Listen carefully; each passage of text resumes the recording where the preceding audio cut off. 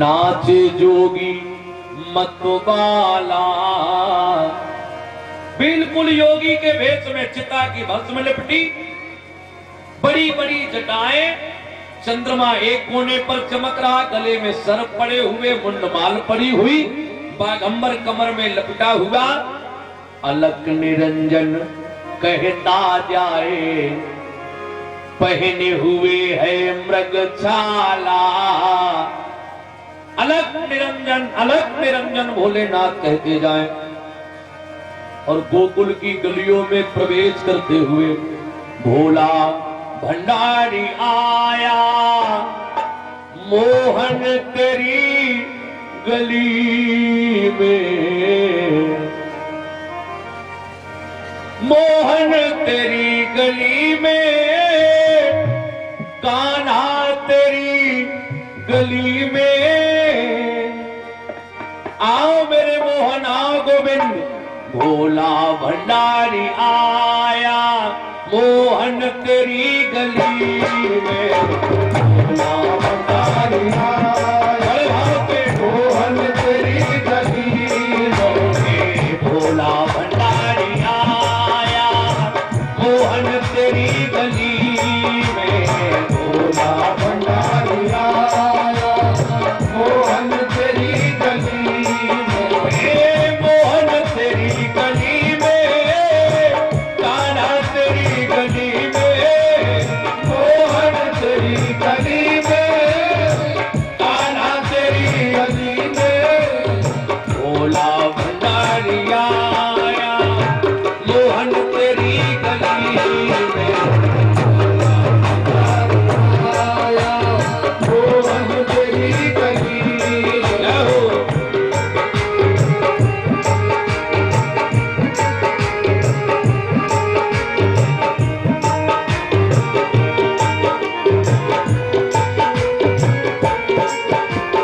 हमने सुना है मोहन तुम तो दयानिधि हो, हमने सुना है मोहन तुम तो दयानिधि हो, हमने सुना है मोहन तुम तो दयानिधि हो, हमने सुना है मोहन तुम तो दयानिधि हो। दर्शन की इच्छा लाया रे मोहन, दर्शन की इच्छा लाया, मोहन तेरी गली में, दर्शन की इच्छा लाया, मोहन तेरी गली में। मेरे प्यारे प्यारे श्याम, मेरे प्यारे प्यारे श्याम, मेरे प्यारे प्यारे श्याम, मेरे प्यारे श्याम, मेरे प्यारे प्यारे श्याम, मेरे प्यारे प्यारे श्याम, मेरे प्यारे प्यारे श्याम, मेरे प्यारे प्यारे श्याम। तेरी नजरें बचाकर कहाँ जाऊंगा, तेरी नजरें बचाकर कहाँ जाऊंगा, तेरी नजरें बचाकर कहाँ जाऊंगा, तेरी नजरें बचाकर कहाँ जाऊंगा। तू जिधर भेज देगा उधर जाऊंगा, तू जिधर भेज देगा उधर जाऊंगा। मेरे बंसी वाले श्याम, मेरे बंसी वाले श्याम, मेरे बंसी वाले श्याम, मेरे बंसी वाले श्याम, ओ मेरे बंसी वाले श्याम, मेरे बंसी वाले श्याम, मेरे बंसी वाले श्याम, मेरे बंसी वाले श्याम। हे भोला भंडारी आया, मोहन तेरी गली में, भोला भंडारी आया, मोहन तेरी गली में, आया मोहन तेरी गली में, मोहन तेरी गली में, आया बाबा तेरी गली में, बाबा तेरी गली में। जो भवानीपति ने अलक निरंजन कहते हुए आवाज लगाई, यशोदा मैया ने भवन के द्वार खोले। जो भोलेनाथ को देखा, पहचान नहीं पाई ये कौन है। विचित्र भेष निहारा, मैया यशोदा ने हाथ जोड़कर कहा, महाराज की जय हो, स्वागत है आपका, कहो महाराज क्या सेवा करें।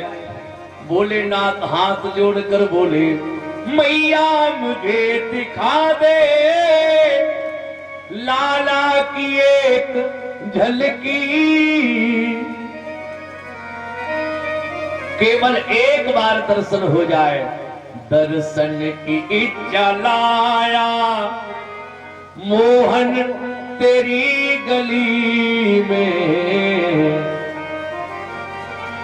केवल दर्शन। हमारे कैलाश के किनारे से जहां मैया कुटिया मेरी बनी है, वे बाबा हूं बैरागी। जो भी राहगीर निकलता है आपके लाला की बड़ी बड़ाई करता है, तो सोचा हम तो दर्शन करें।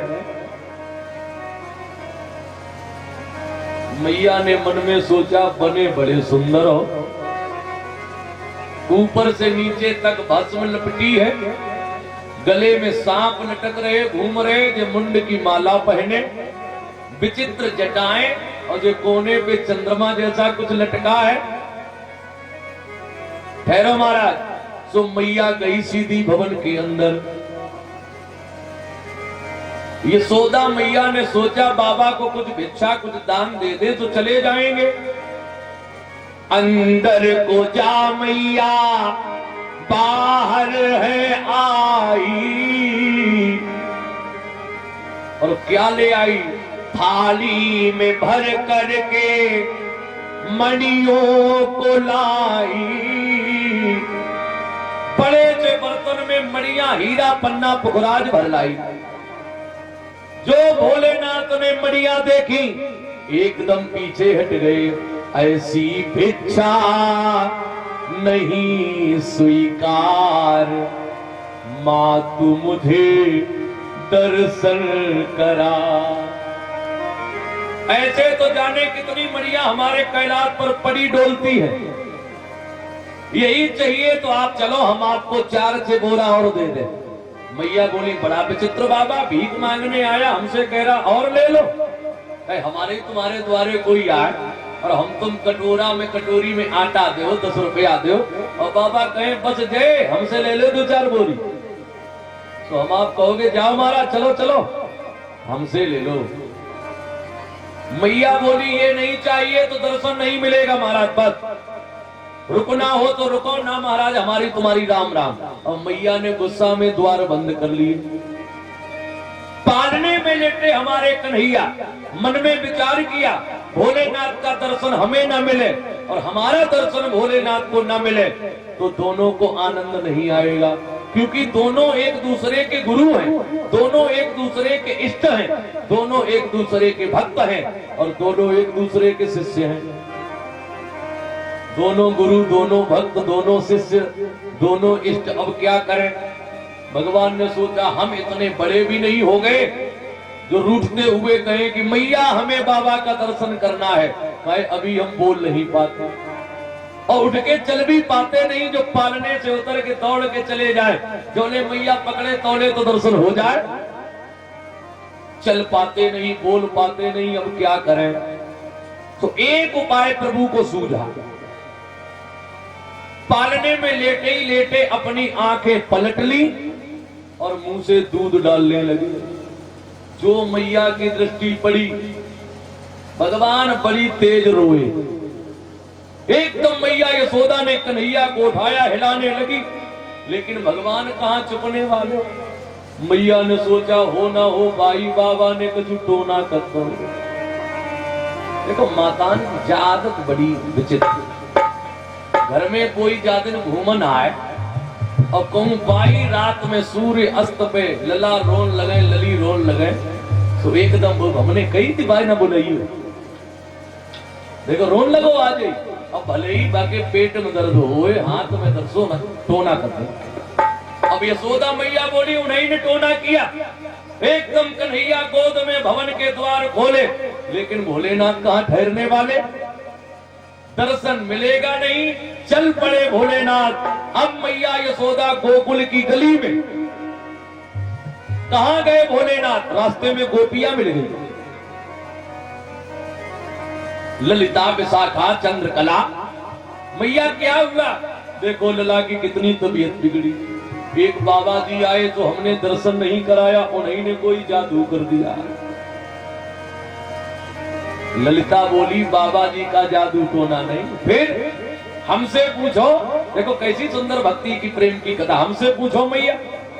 ये जो विशाखा है ना, कल आप तो लगी थी अपना दही मंथन करने में, दही मथने में, और आपके कन्हैया का पालना आपके झरोखे के खिड़की के बिल्कुल सामने पड़ा था आंगन में।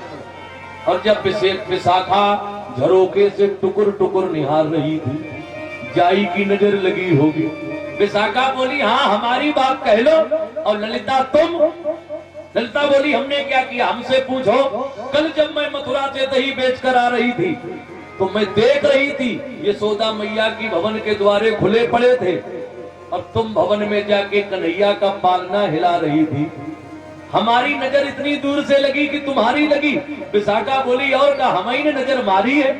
मैया बोली आपस में लड़ो नहीं, बाबा को ढूंढो कि बाबा कौन मार्ग में गए।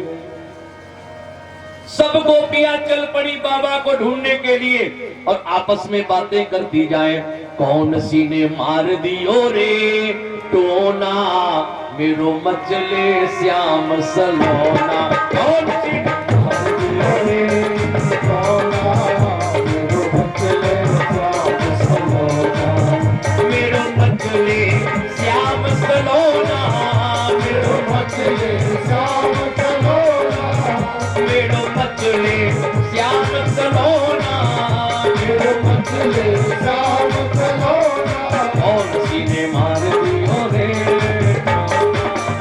मेरो मचले श्याम सलोना, कौन सी ने मार दियो रे टोना, मेरो मचले श्याम सलोना। मेरो कन्हैया ठीक कैसे होगा तो चिंता न करिए, समय से आएगा। आप बलराम जी हैं तिरवा के पास, मतौली के पास बनपुरा गांव है। 20 अप्रैल से भागवत जी का आयोजन इनके यहाँ है। बहुत पहले से तिथि निश्चित है लेकिन हमने ही कहा था कदमपुर आएंगे तभी मिलेंगे। तो और 13 अप्रैल से भगवा भट्टा के पास उमरायपुरवा एक गांव है, वहां प्रारंभ है। 20 को वहां विश्राम है, 20 को हमारे डॉक्टर साहब के यहाँ प्रारंभ है कथा। बोलिए संत भगवान की जय। कुछ प्रसाद दे दिए। बोलिए बांके बिहारी लाल की जय। मेरो मचले श्याम सलोना, मेरो मचले श्याम सलोना, मेरो मचले श्याम सलोना, मेरो मचले श्याम सलोना। कौन सी ने मार दियो रे टोना, मेरो मचले श्याम सलोना, कौन सी ने मार दियो रे टोना, मेरो मचले श्याम सलोना। तब तक यशोदा मैया की दृष्टि पड़ी, वो जा रहे बाबा। अरे ओ बाबा जी ठहरो ठहरो। भोलेनाथ ने मुड़ के देखा, मैया क्या हुआ? यशोदा मैया बोली देखो लला की कितनी तबीयत खराब। भोलेनाथ बोले तो का हमने तबीयत बिगाड़ी? अरे काऊ वैद्य के पास ले जाओ, किसी हकीम के पास ले जाओ। भोलेनाथ समझ गए कोई ना कोई उपाय इन छलिया कन्हैया ने बनाया। अब जब विधान बना ही दिया है तो लाओ दर्शन भी कर ले। एकदम भोलेनाथ बोले लाओ देखे कितनी तबीयत बिगड़ी, नहीं तो तुम पूरे 84 परिक्रमा में ये बात कह दोगी कि बाबा आए थे चिता भस्म वाले, सर्पमाला वाले, मुंडमाला वाले, उन्हीं ने हमारे लाला की तबीयत खराब कर दी, कोई हमें भिक्षा भी नहीं देगा, लाओ देखें। अब मैया दूर से कहे देखो महाराज कितनी तबीयत खराब। भोलेनाथ ने सोचा आ ही गए हैं तो गोद लेने से काहे चूक जाए। तो आ ही गए,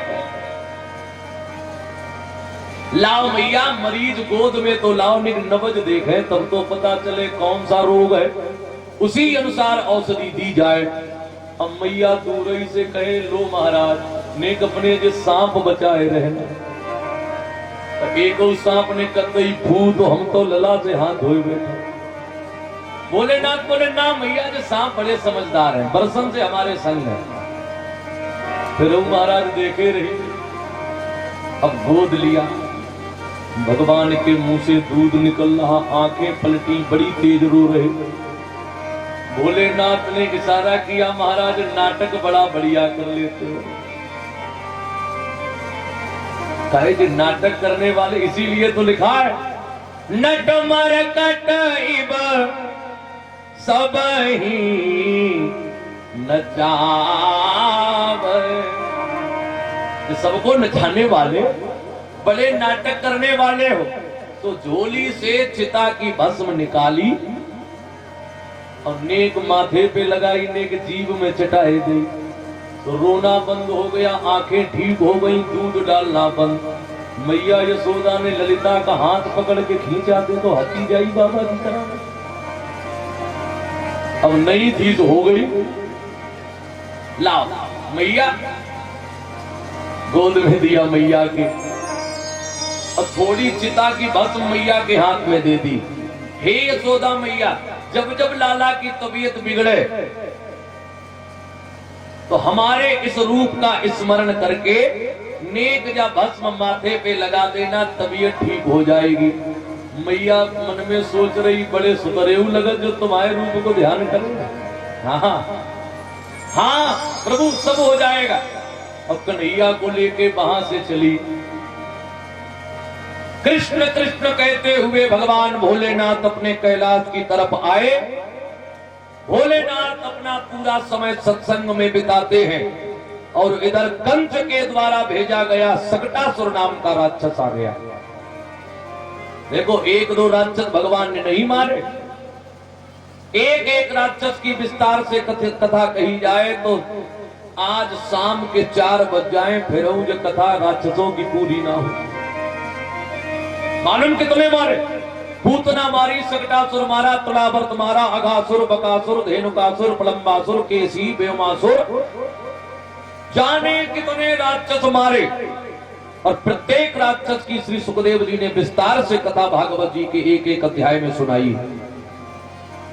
परीक्षित जी कह रहे महाराज, राक्षसों का कल्याण करते करते प्रभु आनंद में भरते जाते हैं। क्यों? क्योंकि आप सुना रहे हो कि भगवान का अवतार ही इनके कल्याण के लिए हुआ है। श्री सुखदेव जी बोले सबका कल्याण करते करते प्रभु एक दिन भवन में है, बलराम भैया भवन में है और उसी समय नंद बाबा को दिखाई पड़ा। गर्गः पुरोहितो राजन यदूनाम सुमहातपा प्रजम जगाम नंदस्य वसुदेव प्रचोदितः। नंद बाबा ने देखा कि श्री गर्गाचार्य जी गुरुदेव भगवान गोकुल के मार्ग से निकल रहे हैं। नंद बाबा ने देखा हा आज मेरा जीवन धन्य हो गया, गुरुदेव बिना बुलाए हमारे भवन में आ रहे हैं। देखो गुरुजी बुलाने से आए तो भी हमारा आपका जीवन धन्य, और बिना बुलाए आ जाए तो और भी धन्य। कितना परम स्नेह, परम कृपा। नंद बाबा ने दौड़कर प्रणाम किया।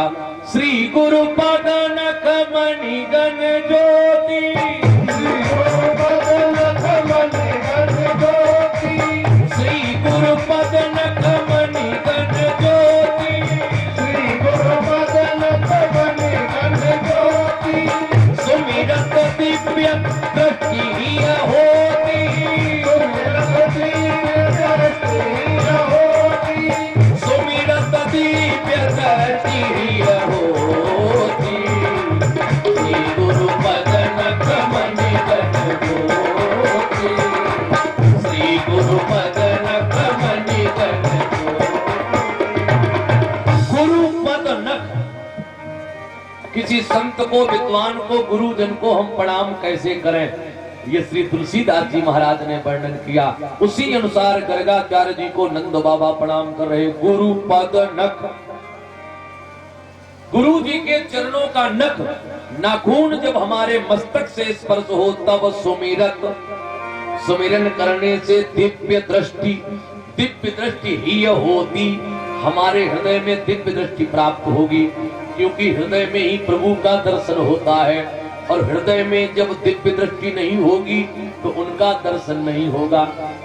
हृदय में कपट का, छल का कूड़ा भरा हो, दिव्य दृष्टि कैसे प्राप्त हो जाए? हृदय हमारा गंदा है तो कैसे उनकी कृपा मिल जाए?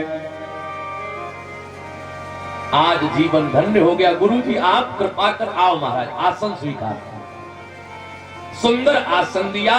गर्गाचार्य जी बोले गुरु जी आप जब आ ही, वो नंद बाबा बोले गुरु जी जब आप आ ही गए हो तो एक कृपा कर दो।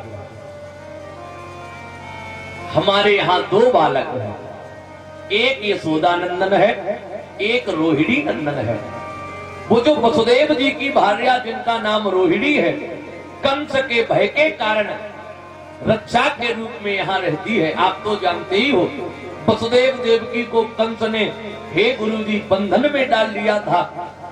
एक उसका पुत्र है रोहिणी का। आप अगर कृपा करो तो यशोदानंदन और रोहिणी नंदन दोनों का नामकरण हो जाए।